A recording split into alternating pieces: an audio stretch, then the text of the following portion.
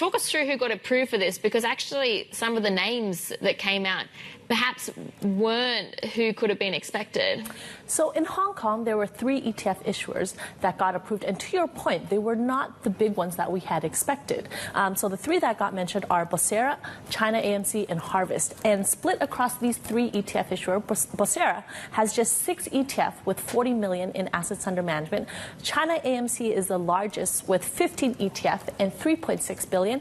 And then Harvest just has 3 ETF and 10 million in assets. So they are not your usual suspect, but it is interesting because ultimately this is the first spot Bitcoin and Ether ETF to be launched in Hong Kong.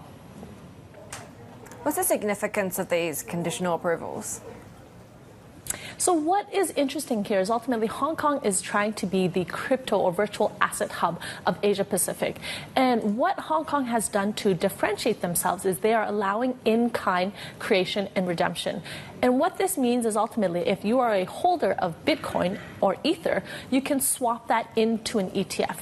In the US, they have only allowed cash creation and redemption. And what this means is ultimately you provide cash, and in return you get a Bitcoin ETF.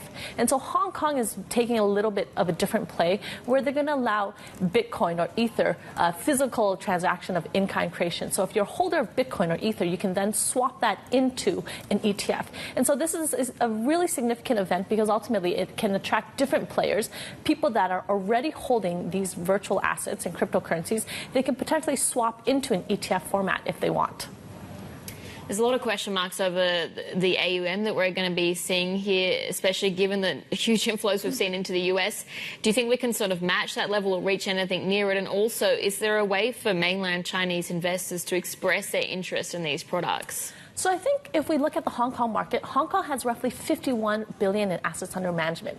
And if we look at the flows that we've seen in the US, we've seen roughly 1% of assets into the US go into crypto assets and virtual assets in the US. And so if we replicate that in Hong Kong, I think we can see as much as 1 billion going into these Ether and Bitcoin ETF.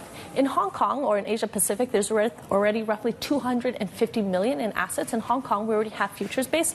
So CSOP and Samsung has a Bitcoin and Ether futures base, and there's roughly 200 million in that. So I think there is potential in Hong Kong. Each of these ETFs could gather as much as 100 million. And so I think in terms of assets, 1 billion is the target that we're expecting. And there is a lot of demand from mainland China, but I don't think this product will be added on ETF Connect anytime soon. There's some concerns around, QD quota and what's going to happen, but I don't think we're going to get demand right away.